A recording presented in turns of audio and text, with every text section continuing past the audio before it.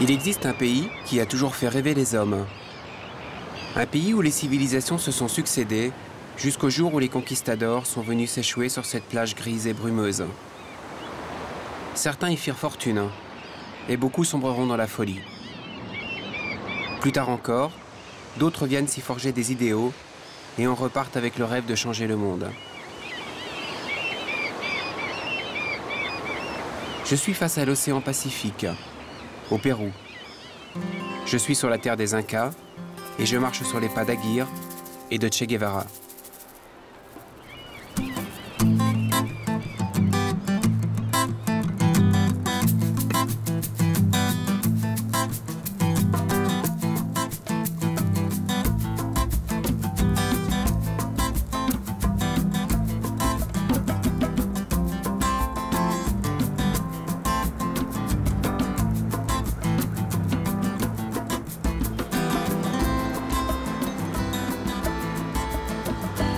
Lima est le point de départ d'un périple à travers la cordillère des Andes qui me conduira jusqu'à Cusco, le berceau de l'Empire Inca, puis Machu Picchu. Je plongerai ensuite vers la forêt amazonienne avant de parcourir l'altiplano pour finalement jeter mon ancre dans le lac le plus haut du monde.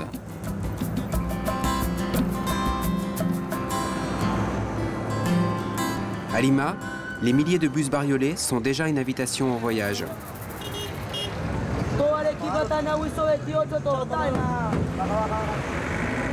J'en attrape un au vol pour vite me perdre dans la ville. Ah, les accidents. Oui, ça peut arriver. C'est souvent à cause des imprudences. Par exemple, quand tu croises d'autres véhicules, si tu vas trop vite. Puis il y a la fatigue aussi. Tu sais, l'être humain, c'est un corps. Moi, mon trajet me prend à peu près 5 heures. 5 heures pour faire l'aller-retour. Et ça, je le fais 3 ou 4 fois dans la journée. Tu comprends ce que je veux dire? Ça fait 20 heures de conduite des fois. Et ça, pour le corps, c'est beaucoup.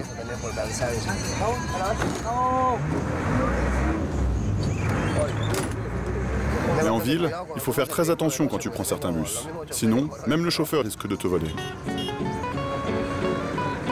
Le bus me dépose au centre-ville, à 2 pas de la place d'Armes. Tout autour, c'est le vieux quartier colonial, avec ses façades décrépies et colorées. À Lima, peindre sa maison est une habitude, presque un antidote à la grisaille d'une ville souvent noyée dans les brumes.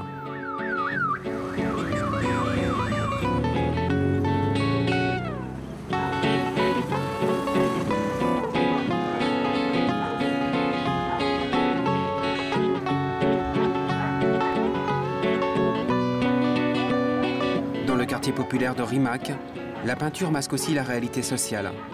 Et dans la rue, on me fait comprendre que je ne suis pas le bienvenu.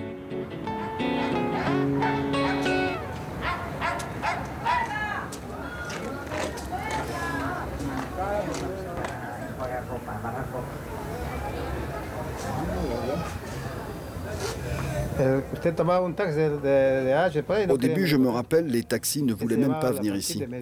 Ils appelaient l'endroit le bout du monde. Quand on est arrivé ici, on était les premiers. Il n'y avait rien par le silence, pas de lumière, pas d'eau. Il fallait qu'on aille chercher l'eau tout en bas et qu'on la remonte à dos d'homme avec des seaux. C'était pas facile. Et pour la lumière, on s'éclairait à la bougie ou aux lampes à pétrole pour que les enfants puissent lire. Mais j'étais jeune à cette époque. C'est elle qui m'a emmené jusque-là. C'est elle. Aujourd'hui, Rimac a l'eau, l'électricité et du goudron. Mais d'autres bouts du monde apparaissent tous les jours autour de Lima. On les appelle les invasions, car les gens prennent possession d'un terrain l'espace d'une nuit en espérant s'y implanter pour toujours.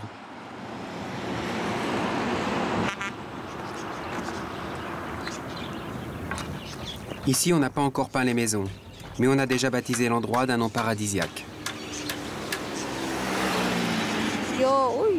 Moi, je viens de très loin, de la Sierra de Andahuelas exactement. Je me souviens, quand on est arrivé, je pleurais en voyant la plage. J'avais peur de la mer et du bruit des vagues sur les rochers. La nuit, c'était horrible. Mais maintenant, ça va, je me suis habituée. Souvent, les gens de Lima nous demandent « Pourquoi vous venez tous ici ?» Et je leur réponds, mais c'est pour travailler, tout simplement. Ici, on peut travailler dans n'importe quoi. On peut toujours faire un petit négoce. Mais dans la Sierra, il n'y a rien. Là-bas, dans la Sierra, si tu n'as pas d'animaux, si tu n'as pas de vaches ou de moutons, tu n'as pas d'argent.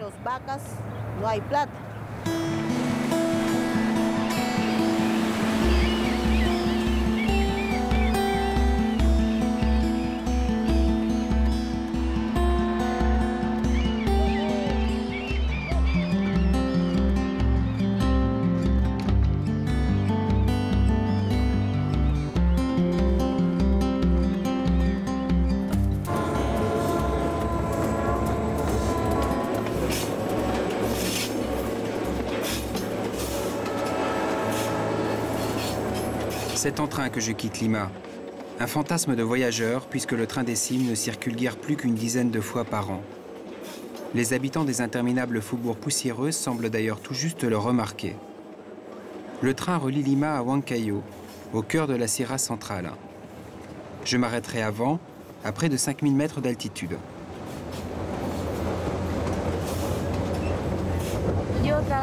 Il y a une vingtaine d'années, je travaillais dans une partie de la Sierra, à Juliaca dans le sud. À ce moment-là, les gens se déplaçaient beaucoup en train. Moi, par exemple, j'allais toujours à Juliaca par le train. Mais maintenant, les gens préfèrent le bus. Alors, prendre le train aujourd'hui, ça me rappelle cette époque-là.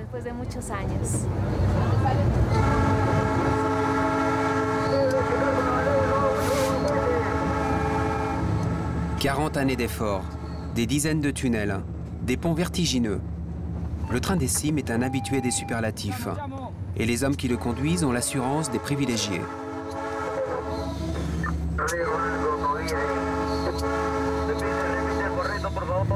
Je suis le chef du train. C'est moi le responsable de tout le convoi. Et même de vous.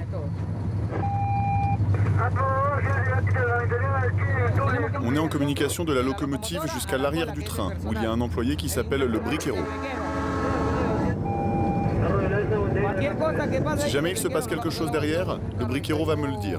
S'il y a un problème avec une voiture ou un passager qui passe la tête par la fenêtre, alors il me le signale et moi je peux prévenir le personnel du wagon. Tout le monde est en communication. Tout le monde se parle et c'est nécessaire. Et avec les trains de marchandises qui descendent aussi. Et devant nous, à environ 1 kilomètre, il y a une petite voiture qui ouvre la voie. Il regarde s'il n'y a pas eu d'avalanche de pierres, des éboulements, ou même des gens qui dorment sur la voie. Parce qu'ici, il y a beaucoup de fêtes traditionnelles. Et il y a souvent des gens qui ont trop bu et qui restent couchés sur les rails. Alors il faut nous ouvrir la voie pour nous protéger.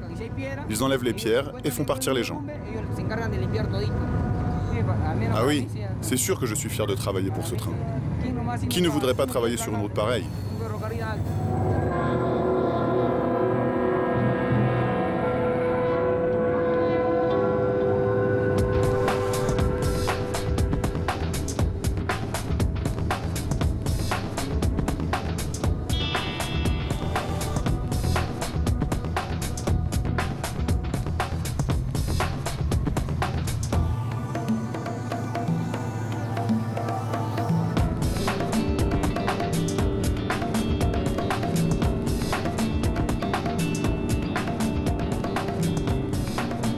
Mon train n'est plus tout à fait le plus haut du monde depuis que la Chine a ouvert la ligne du Tibet.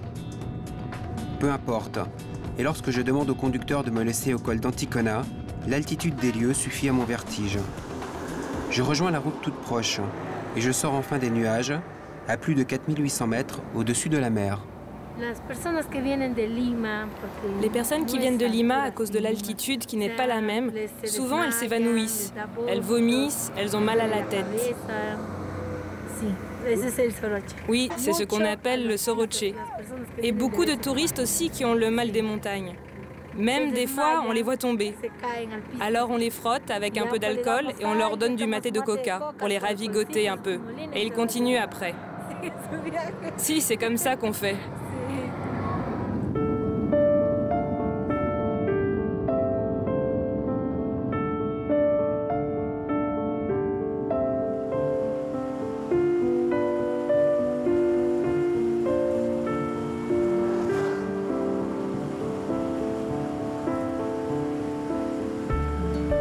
Je bascule de l'autre côté du col et je continue mon voyage par le goudron, l'autre luxe de ce pays avec le rail.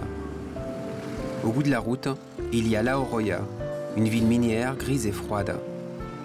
Ici, la vie est dure et les habitants n'ont guère d'autre choix que de s'en remettre à Dieu pour améliorer leur quotidien.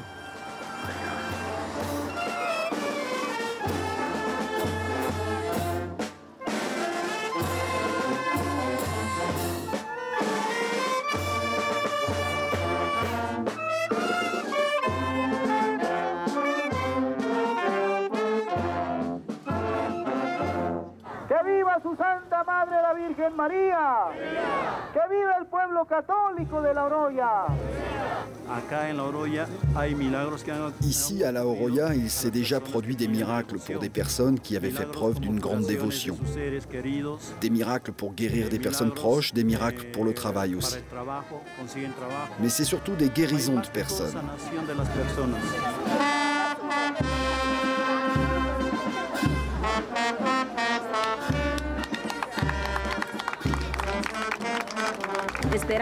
Nous attendons la bénédiction et d'être illuminés pour toujours. Merci à vous d'être venus jusque-là. Et je sais que le Seigneur va vous illuminer, vous aussi.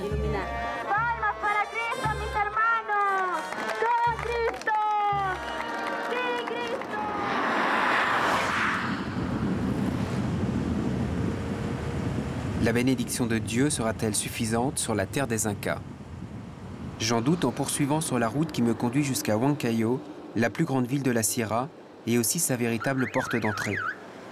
Arrivé en ville, il faut se rendre sur le vieux marché. C'est ici que converge tout ce que la montagne compte de paysans et de marchands.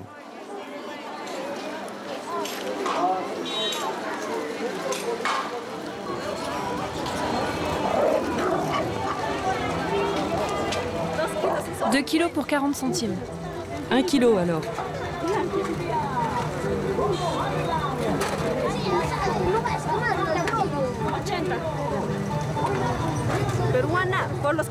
C'est la péruvienne, parce que c'est les couleurs du Pérou. Le rouge du Pérou. Bon, d'accord, il y a du jaune, mais le jaune, c'est presque comme le blanc.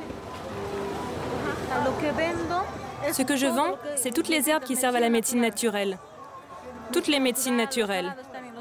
Même les sirops sont naturels. Absolument tout. Rien n'est chimique ici. Et ça, c'est pour mettre dans les magasins, pour porter chance. Sur le marché, on trouve surtout de quoi se donner du courage et vaincre la fatigue. Et pour ça, les gens de la Sierra n'ont jamais trouvé mieux que la feuille de coca. Ça se mastique. La coca donne des forces et du courage à ceux qui travaillent dur, comme les paysans ou tous ceux qui travaillent au champ, hommes et femmes. Tout le monde en prend ici, dans cette vallée. Oui. Combien tu en veux? Moi aussi, j'ai pris soin d'acheter quelques feuilles de coca sur le marché. On dit la piste de la cordillère centrale longue et risquée au-delà de Huancayo. Et demain matin, ma route vaudra bien quelques feuilles de coca.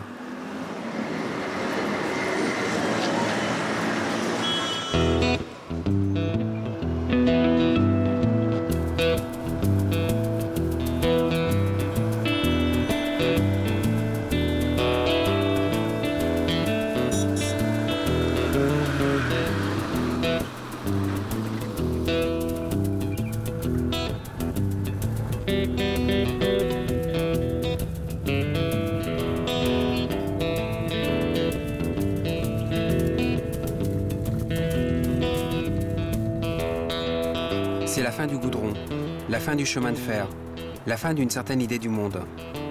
Ici commence la piste et ses 20 km/h de moyenne. À partir de maintenant, la notion de temps n'est plus la même.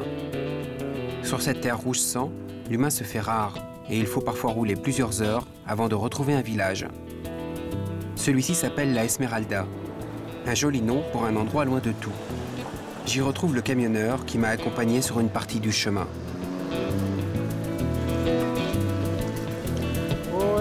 À cette époque, la route est plus ou moins bonne. Elle est encore en bon état, mais après, quand les pluies arriveront, ça deviendra plus difficile. Ça deviendra même dangereux et il faudra alors prendre beaucoup de risques pour faire la route. Il y a des avalanches de terre, des chutes de pierres, et des fois, on reste bloqué 1 ou 2 jours. Et puis, il y a la boue aussi. Il arrive qu'on se retrouve coincé à 15 ou 20 camions. Et les bus sont souvent bloqués avec nous. Et tout ça, ça va bientôt commencer avec les pluies.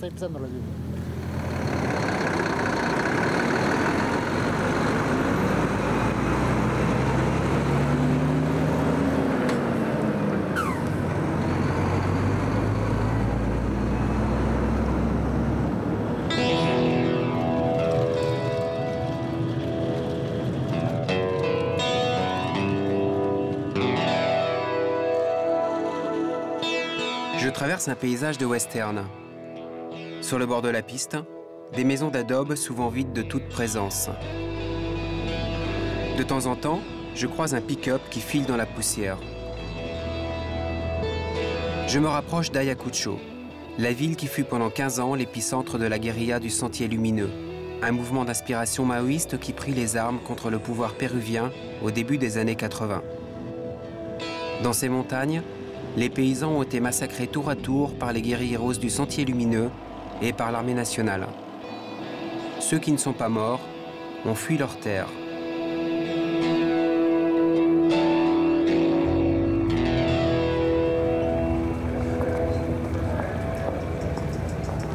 Pourtant, quand j'arrive à Ayacucho, je suis immédiatement séduit par l'atmosphère qui se dégage de ces rues animées.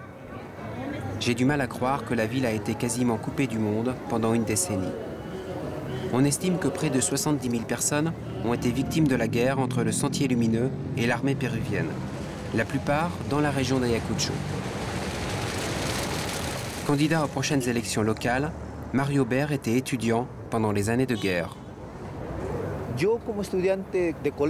J'étais étudiant à l'école secondaire et j'ai pu voir les militants du Sentier Lumineux qui venaient dans l'école pour nous inculquer leur idéologie. Ils restaient 2 ou 3 minutes pour nous expliquer que le Sentier Lumineux était le chemin du futur et ils repartaient aussi vite.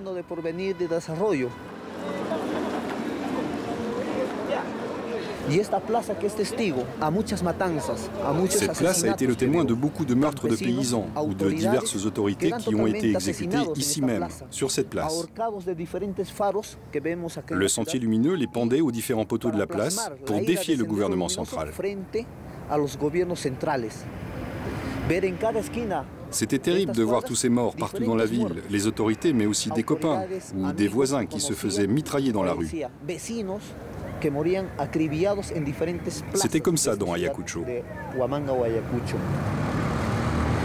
Le Sentier Lumineux a perdu la guerre, mais la région d'Ayacucho reste un endroit où le voyageur peut faire une mauvaise rencontre. Aujourd'hui, toute la population est d'accord pour demander au gouvernement central la construction de la route qui part d'Ayacucho vers la vallée de l'Apurimac, qui est aujourd'hui une zone où il y a beaucoup de problèmes. On a besoin qu'il y ait un traitement spécial pour le développement de cette région. Il le faut pour pouvoir combattre les narcotrafiquants et les derniers groupes du Sentier Lumineux qui opèrent encore là-bas.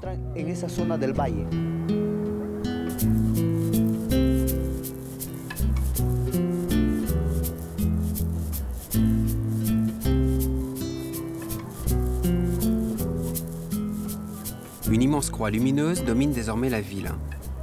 Elle a été érigée avec des morceaux de pylônes électriques. Les pylônes que la guérilla avait pour habitude de faire sauter pour plonger la ville dans le noir. Le symbole est fort, mais je pense que cette croix surveille la ville plus qu'elle ne la protège.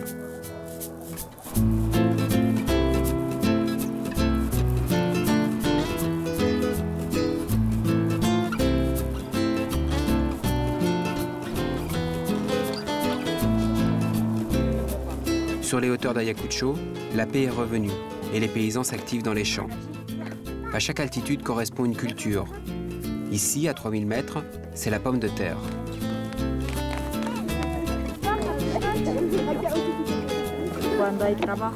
Chaque fois qu'on a du travail comme ça, on cherche des péonnes à embaucher.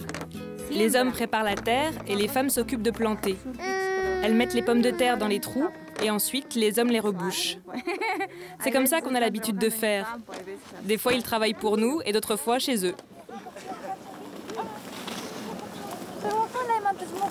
Tous les bras sont réquisitionnés et je suis vite interpellé par le groupe des femmes.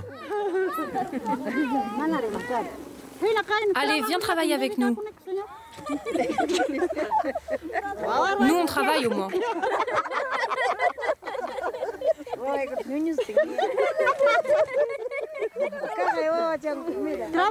Tu veux pas travailler avec les femmes? C'est ça. Tu veux pas faire le travail des femmes.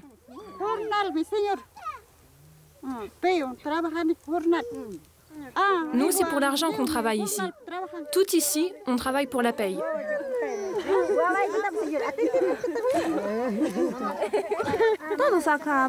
Tous ici parlent le quechua et un peu d'espagnol aussi. Mais après, ça dépend de l'éducation. Certains sont allés un peu à l'école et d'autres y sont restés un peu plus longtemps. Mais la plupart s'expriment avant tout en quechua.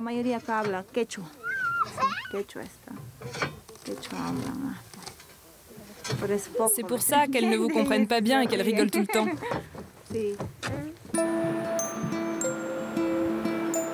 Je continue ma route en direction de la vallée de l'Apurimac par une piste en mauvais état et peu fréquentée. Régulièrement, je dois passer par des cols à plus de 4000 mètres. Et quand la piste tutoie les nuages, il n'y a plus personne au bord du chemin.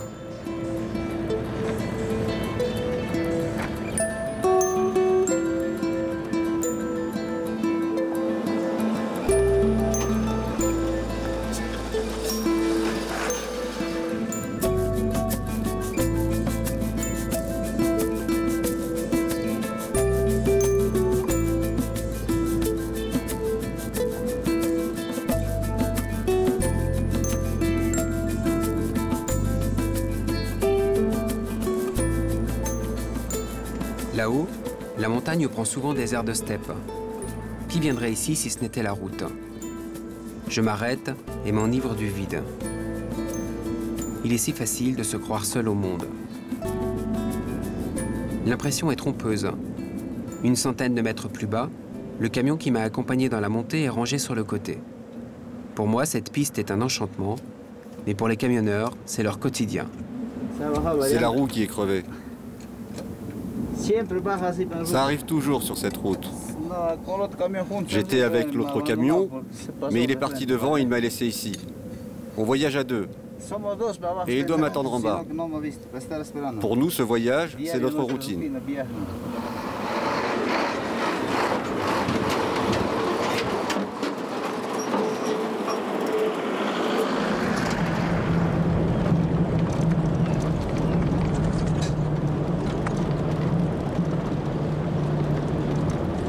Le cauchemar des camionneurs, c'est la descente. Dans la cordillère des Andes, gare aux freins qui lâchent. Mais si tout se passe bien, il y a souvent une vallée verdoyante au bout du chemin.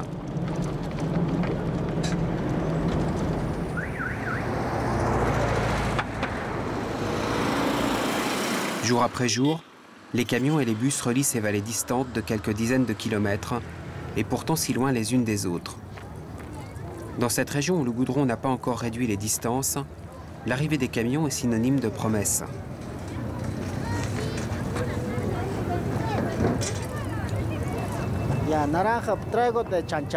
C'est des oranges de Chanchamayo, dans le Junín.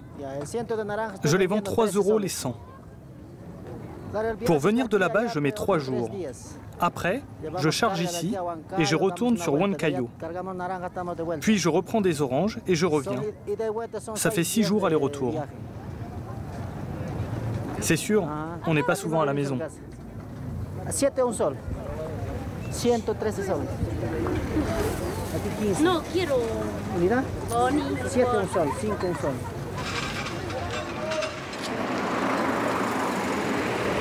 Avant de repartir, mieux vaut faire un stop chez un garagiste. Les seuls pour qui la piste est une aubaine, même si l'arrivée du goudron menace les affaires. Quand Fujimori a été élu président, c'est lui qui a fait beaucoup de routes. En tout cas, au niveau national, il y a eu beaucoup de routes asphaltées. Les voitures tombent moins en panne avec l'asphalte, beaucoup moins. Mais quand il n'y a pas d'asphalte, c'est terrible. La poussière rentre partout. Elle arrive même à rentrer dans les moteurs. Et ça les fait casser. Cette route que vous avez prise, celle d'Andahuelas, c'est une des pires. Les mécaniques souffrent vraiment beaucoup sur cette piste.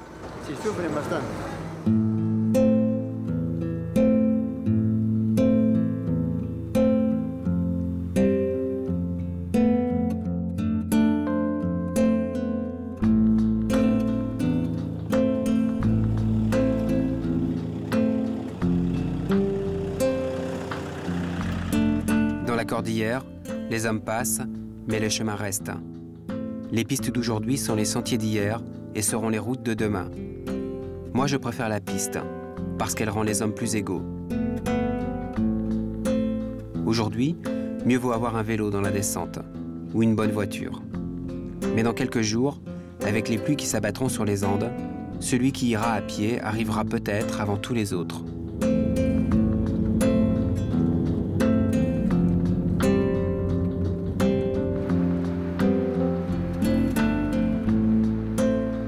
Je retrouve le goudron en franchissant la rivière Apurimac, sur la route de Cusco, la ville vers laquelle tous les chemins convergent. Je la découvre un dimanche matin. Elle est déserte, et j'en profite pour me perdre dans les ruelles. Cusco fut jadis la ville la plus importante d'Amérique du Sud, le nombril du monde, comme l'appelaient les Incas.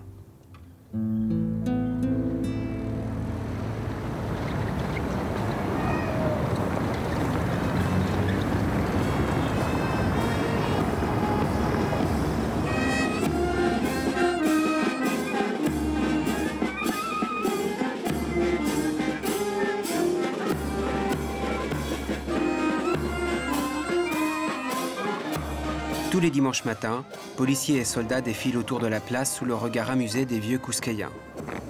Mais avant d'être une place d'armes, le centre de Cusco fut avant tout le kilomètre zéro de Capacnan, le chemin inca qui permettait de sillonner l'Empire sur des milliers de kilomètres.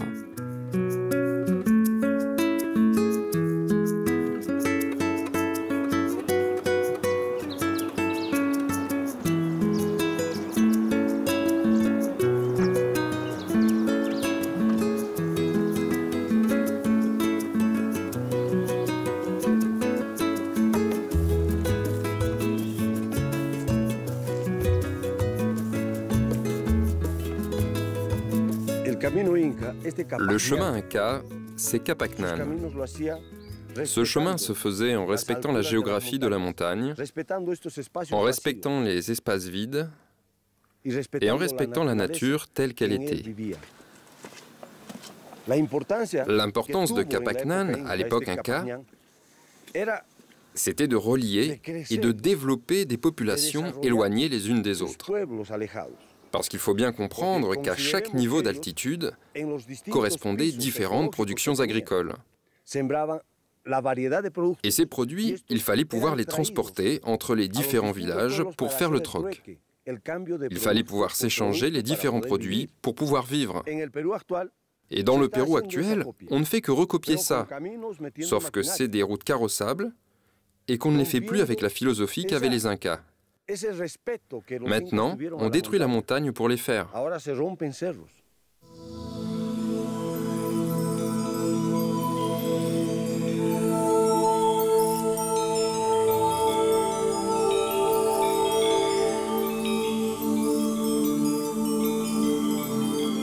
Au bout du chemin, il y a Machu Picchu, la cité perdue des Incas.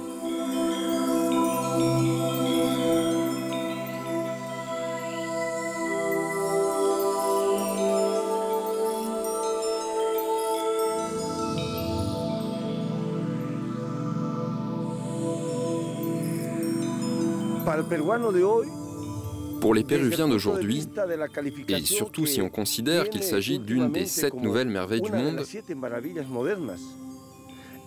Machu Picchu est une représentation symbolique de la grandeur de leur pays. Mais pour le Péruvien des Andes, pour celui qui est de la Sierra, ça représente la spiritualité toujours vivante de l'homme inca. Moi, je suis très respectueux de mes ancêtres, parce qu'ils étaient de très grands architectes, de grands ingénieurs, des grands professionnels dans toutes les sciences. Et Machu Picchu est la preuve de l'existence de cet homme qui a mis en œuvre tous ses talents. Et il l'a fait tout en respectant la nature.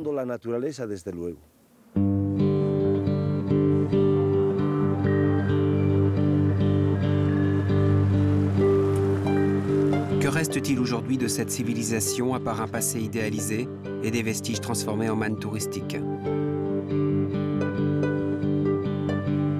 Pour savoir ce que sont devenus les descendants des Incas, qu'on appelle aujourd'hui Indiens, je pars dans la vallée de Calca, à quelques heures de piste de Cusco.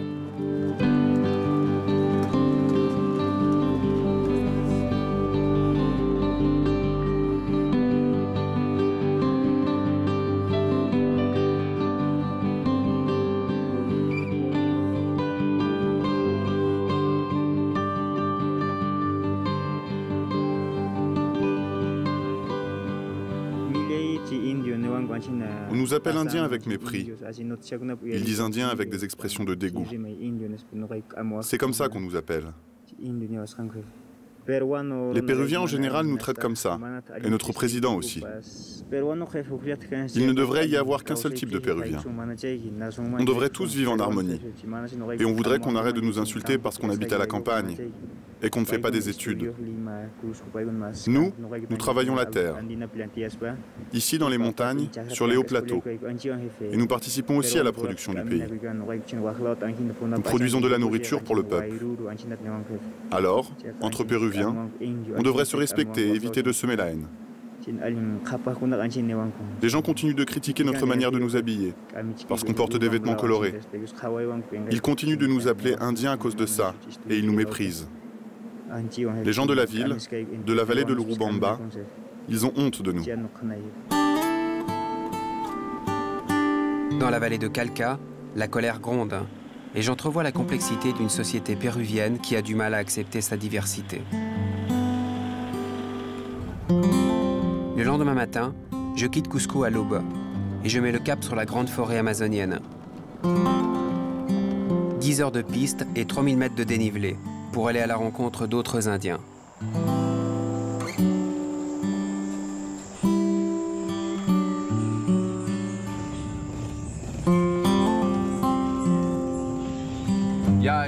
Dans cette partie de la montagne, on commence à remarquer un changement de végétation. Elle devient beaucoup plus dense et luxuriante. Et la température monte aussi. Il fait plus chaud et on commence à transpirer.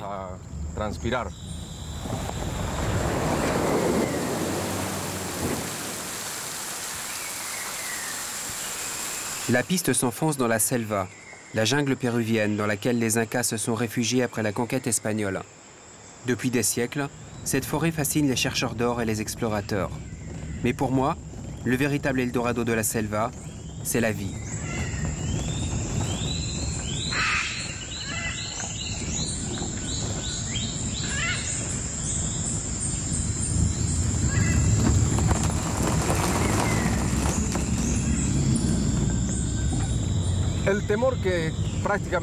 Ce qui me fait peur quand je passe par cette route, c'est les rivières quand le niveau de l'eau monte.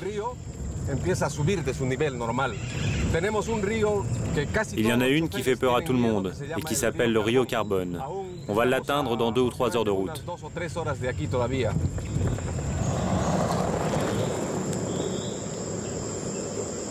Le ciel déverse des trompes d'eau sur la forêt, mais il semble avoir décidé d'épargner ma route.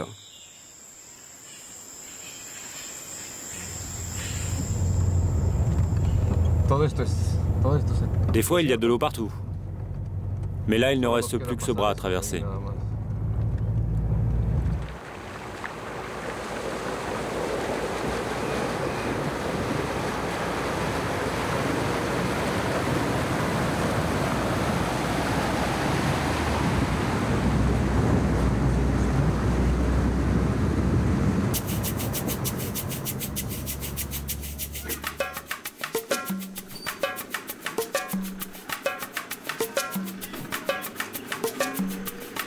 La piste s'arrête à Chintuya, au bord de la rivière.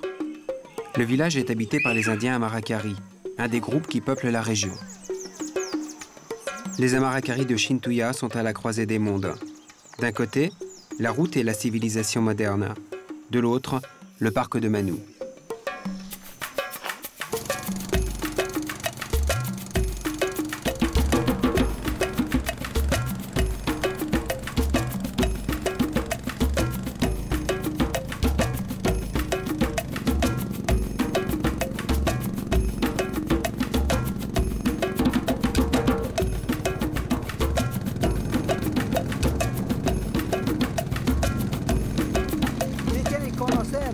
Il faut bien connaître par où on passe.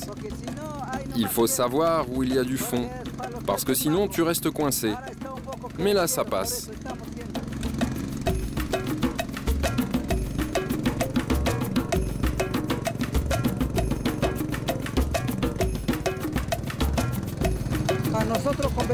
Nous, on parle l'espagnol parce qu'on ne comprend pas les dialectes des autres groupes.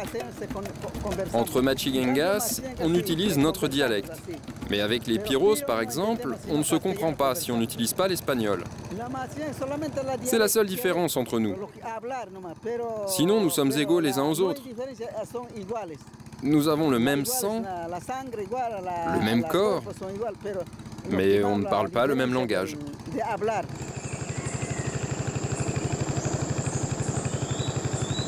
Mateo est un chaman Machigenga. Pour soigner les corps et les âmes, il utilise les plantes médicinales qu'il trouve dans la forêt.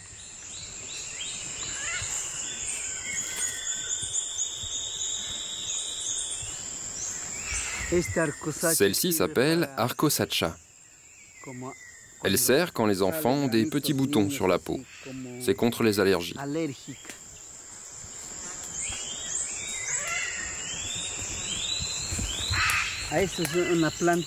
Cette autre plante, on l'utilise pour les enfants qui font pipi au lit.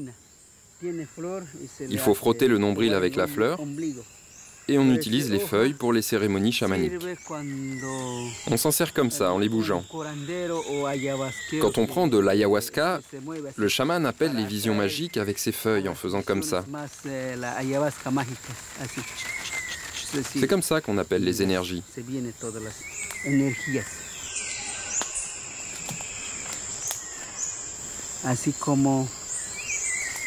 Vous, quand vous voulez devenir médecin, vous faites des écoles et puis d'autres encore, et ensuite vous pouvez exercer. Ici, certains pensent qu'on peut tout apprendre de notre communauté, mais ce n'est pas vrai. Il faut apprendre aussi des autres groupes pour avoir assez de connaissances et pouvoir soigner les gens. Moi, j'ai appris de cette manière, et maintenant, je soigne. Dans la jungle, il n'y a pas de poste de santé ou d'hôpitaux. Alors nous devons nous soigner nous-mêmes. On fait comme ça depuis toujours, bien avant qu'on soit civilisé. Mais mes enfants ne veulent plus apprendre ce genre de choses. Je pense que c'est parce que la civilisation nous a pollués. Les gens n'apprennent plus tout ça. Mateo a sans doute raison. Pourtant, quand je reviens à Shintuya, en regardant les jeunes du village sur le terrain de sport, je comprends qu'ils aspirent avant tout à la modernité.